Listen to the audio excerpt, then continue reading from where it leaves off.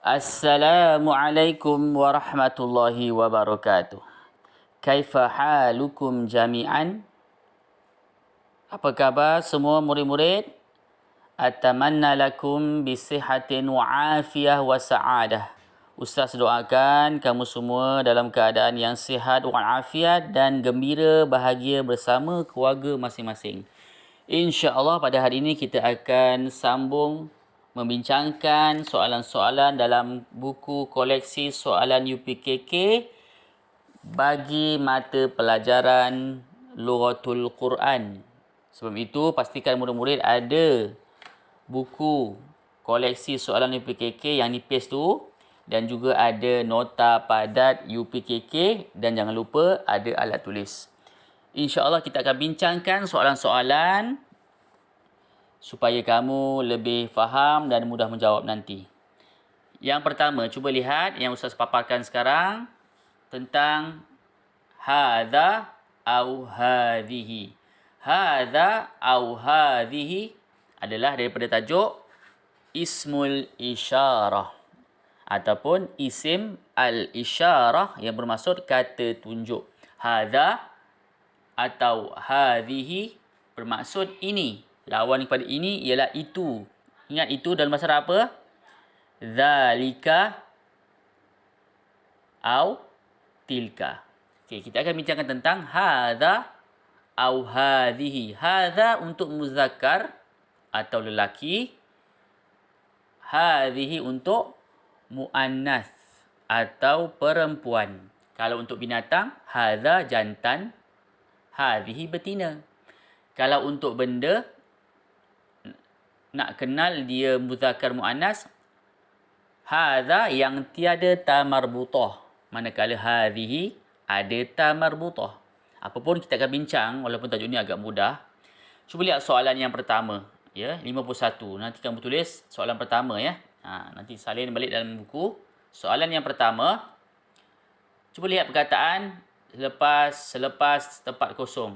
Muallimatun fil fasli. Muallimatun ada ta marbutah. Jadi jawapannya apa?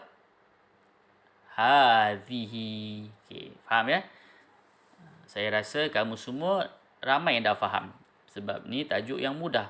Yang kedua, tabibatun. Tengok perkataan tabibatun. Ada ta marbutah? Kamu tahu jawapannya kan? Okey, senang je. Saya tak perlu nak jawab. Yang ketiga, cuba lihat yang ketiga ni. Adakah dia hadza atau hadhihi? Tabashirun. Maksud dia kapur-kapur. Tabashirun, kapur-kapur. Kalau kapur, tabshiratun. Tabshiratun. Tabashirata. Tabshiratun, kapur. Tabashirun, banyak kapur. Okey, untuk soalan nombor 3 ni, tabashirun, dia adalah jamak banyak. Ya, banyak kapur. Jadi asal perkataannya ialah tabshiratun, satu kapur.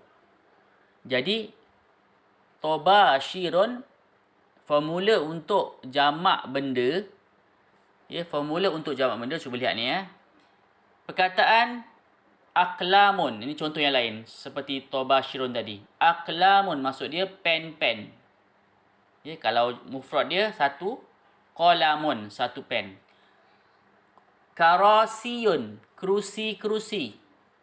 Mufrad dia satu dia, kursiyun. Masatirun, pembaris-pembaris. Kalau satu pembaris, mistaratun. Marawihu, kipas-kipas. Kalau satu kipas, mirwahatun.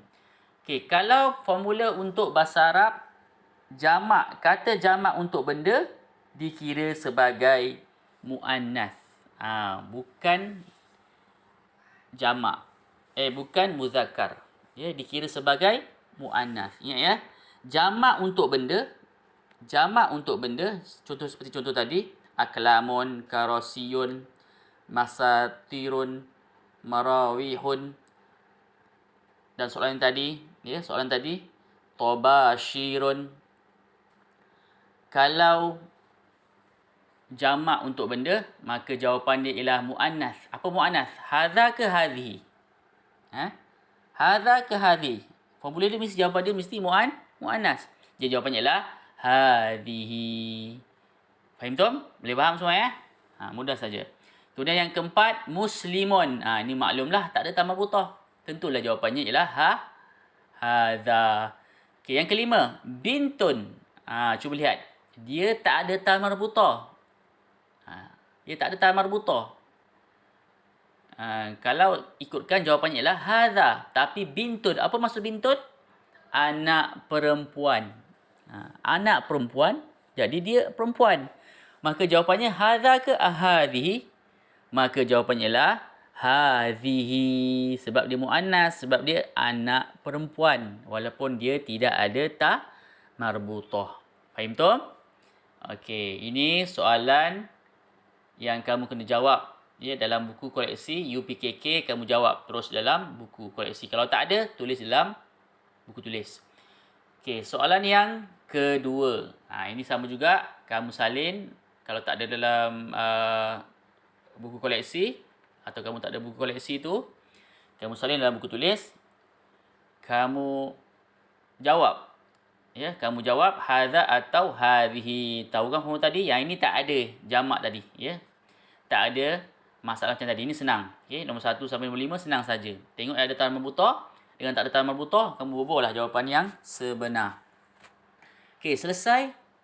Saya ringkas berkaitan dengan isim al-isyarah hadza au hadhihi. Cuba lihat seterusnya, ulang kaji berkaitan dengan susun kalimah menjadi ayat yang lengkap. Rattib. Tengok arahan soalan tu. Arahan soalan tersebut. Rattib. Rattib. Rattib tu maknanya susun kalimat al-atiyata berikut litakuna untuk menjadi jumlah. Apa maksud jumlah? Ayat yang mufidah. Mufidah maksudnya ayat yang lengkap. Okey, contoh dia dah bagi tu. Okey, dia bagi secara berterabur, kamu susun menjadi ayat yang betul ikut susunan. Okey, kaedahnya kamu kena faham betul-betul. Ustaz pun pernah ajar dulu dalam kelas.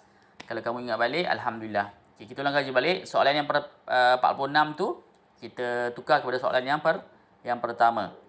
Okey, biddarrajah dengan basikal. Jaa fi'il. Omar nama orang ilal madrasah ke sekolah. Susun.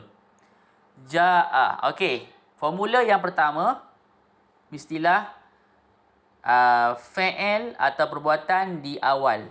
Kemudian barulah isim, kata nama atau nama orang. Mana? Okey, mana susun? Macam nak susun? Okey, jaa. Okey, jaa adalah perbuatan, maka letak di awal. Jaa telah datang. Omar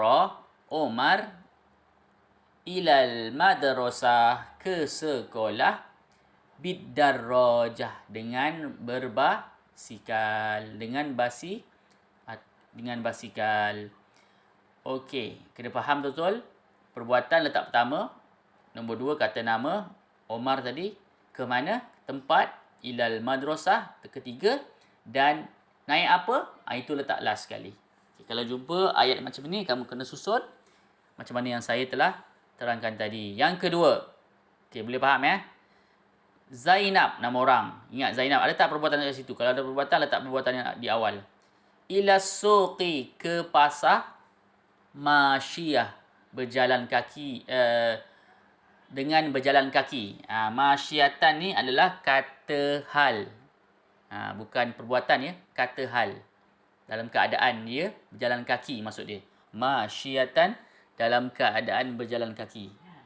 Ja'at. Tadi ja'a atas tadi. Omar ja'a. Ni ja'at. Sebab apa ja'at? Sebab dia mu'annas. Kalau muzakkar ja'a. Okey, ja'at.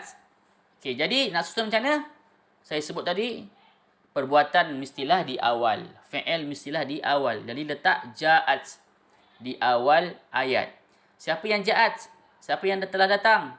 Zainab. Okey, ja'at Zainab telah datang ke mana? ke pasar. Ila suqi.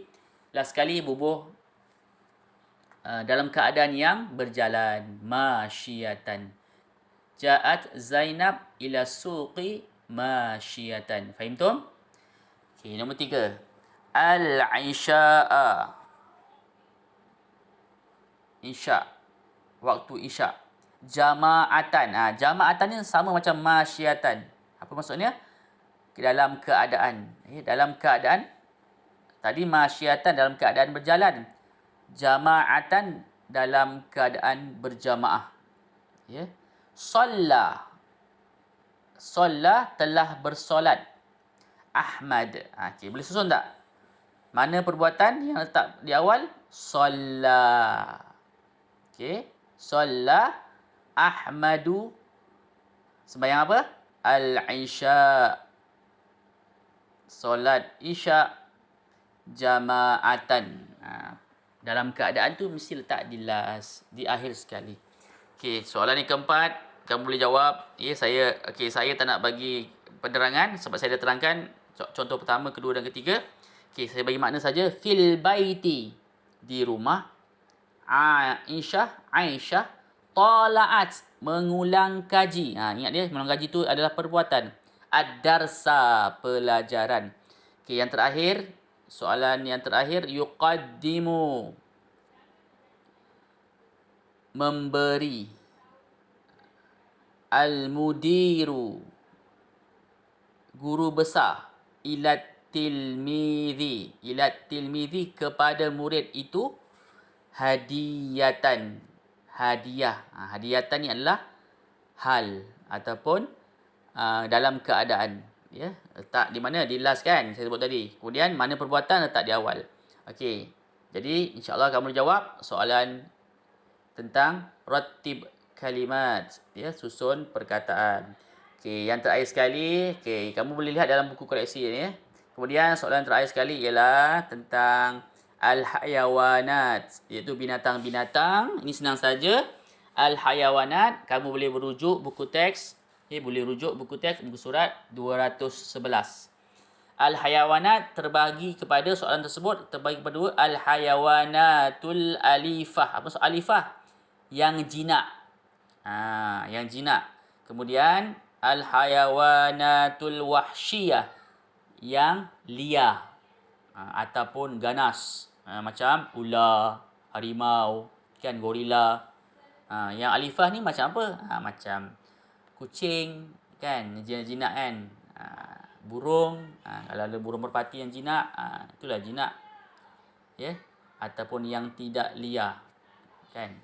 Jadi di sini ada 3 ruang kosong untuk al-hayawanatul alifah dan al-hayawanatul wahsyiyah ada 2. Tapi ustaz nak kamu buat 5. Al-hayawanatul alifah 5, al-hayawanatul wahsyiyah ada 5. Okey, boleh rujuk buku teks, ya. Yang ini cuma panduan saja, ya. Namirun, dubun, kamu boleh lihat makna dia, ya, kalau kamu tak ingat. Okey, itu saja. Okey, latihan kita pada hari ini ada 3 latihan kamu kena buat. Iaitu yang pertama tadi berkaitan dengan ismul isyarah, kata tunjuk, ya. Ada 2 latihan kata tunjuk, hadza au hadhi, 1, 2. Kemudian susun kalimat menjadi jumlah mufidah, ya. Ada 1 saja. Ada 5 soalan. Kemudian yang terakhir soalan tentang al-hayawanat, ya. Itu saja, ya. Kalau kamu tengok dalam buku koleksi UPKK, di situ ada soalan seperti ini. Kalau tak jumpa, salin balik, ya. Kamu cari sendiri buku UPKK tu, koleksi UPKK tu nipis sahaja. Okey, itu saja. Kita jumpa pada minggu hadapan insya-Allah. Bitaufiq wan najah. Assalamualaikum warahmatullahi wabarakatuh.